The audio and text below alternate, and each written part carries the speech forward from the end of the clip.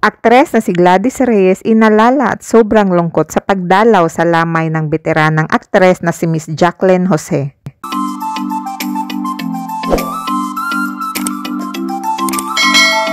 Dumalaw ang aktres na si Gladys Reyes sa lamay ni Miss Jacqueline Jose at makikita sa mga larawan na ibinahagi niya sa kanyang social media account ang pagkalungkot at taus-pusong pakikiramay niya sa biglaang pagpanaw ni Miss Jacqueline Jose. Kasama niya sa larawan na kanyang ibinahagi ang anak ni Jacqueline Jose na si Andy Eigenman at asawang si Philmar, head ng ABS-CBN, Cory Vidanes, Coco Martin at Vice Ganda, ang buong pamilya ni Miss Jacqueline Jose at ang pamilyang Eigenman.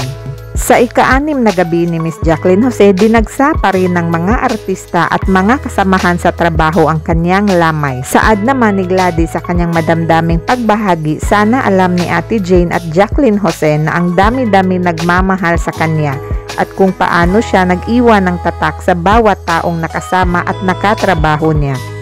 Sa pagkakataon na to, kapuso, kapamilya o kapatid, nagkakaisang karamay ng kanyang pamilya sa biglaang pagkawala ni Ate Jane. Sa unang araw pa lamang ng biglaang pagkawala ni Miss Jacqueline Jose, agad ding ibinahagi ni Gladys ang masayang throwback video nila ni Miss Jacqueline na kuha noong magkasama silang nag-shoot ng pelikula nilang Apag. Nakakagulat na bigla tayong lahat, ang dami naming pinagsamahan simula 9 years ako sa Lovingly Yours Helen 1986 hanggang dito sa huling movie na Apag. Di siya nagbago sa akin. Isa itong vlog na to sa di ko makakalimutan na masayang banding namin sa set. Di ko makakalimutan ang lahat ng tips pag-alaga sa akin na parang ate talaga. Nabawasan na naman ng isang magaling at di-kalibering aktor ang industriya.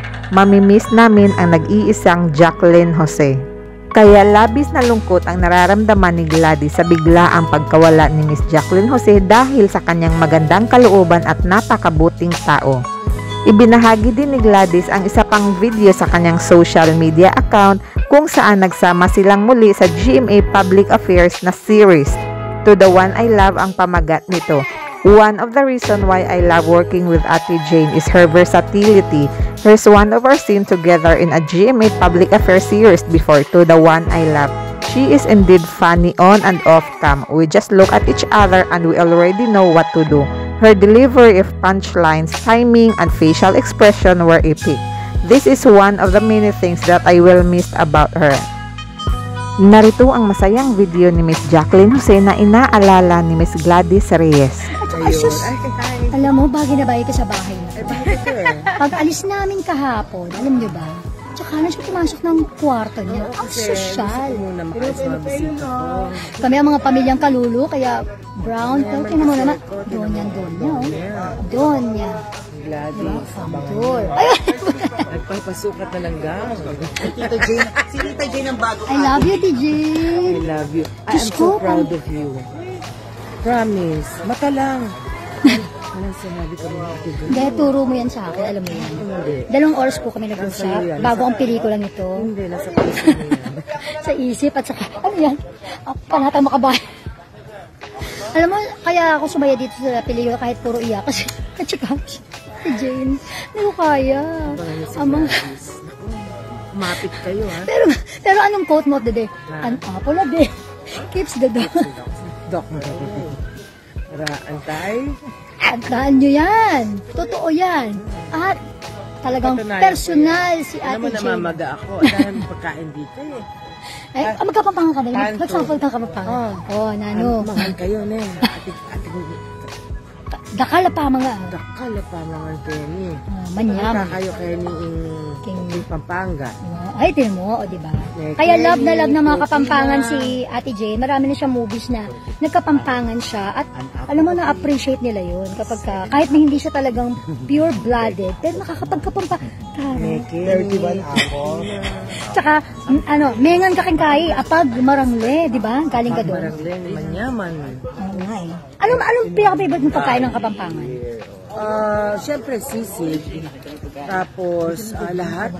Yung mga mustasa, buro. Di ba kumakain si Ate Jane nun? Palaka. Ayun nga. Ay, sa totoo lang tayo kung hindi nakain. Meron dyan. Pero, mamaya, papakita namin sa inyo mga pagkain din ng Tito Sen. Tito Senator Lito Lapid. Abangan nyo mamaya. Bagay ka dito talaga. Tinan mo, oh. Oh. Ay, tinan mo, oh. Oh. Ay, tara.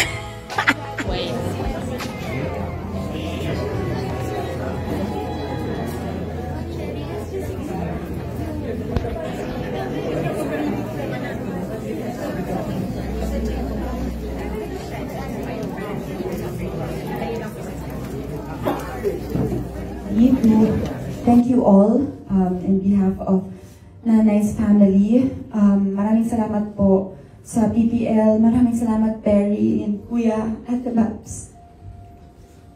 Ate Abs. Dramedy ang gusto ni Miss Jacqueline Jose. Maraming salamat po sa pagpunta.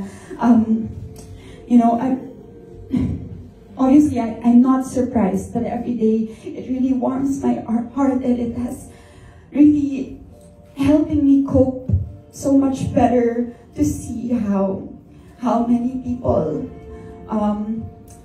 care and love my mother, and especially because I know how big my mother's heart has been, and all her life it's always been about love. It's always been about sharing love, being so passionate about love for everyone else around. I'm hard to know how much everybody loved my mother.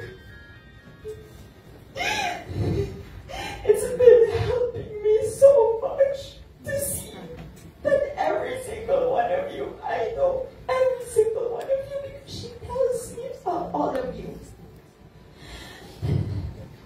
It's so amazing for me to see how much you guys loved her so much. Thank you. Thank you for watching. Don't forget to subscribe para sa susunod pang mga video.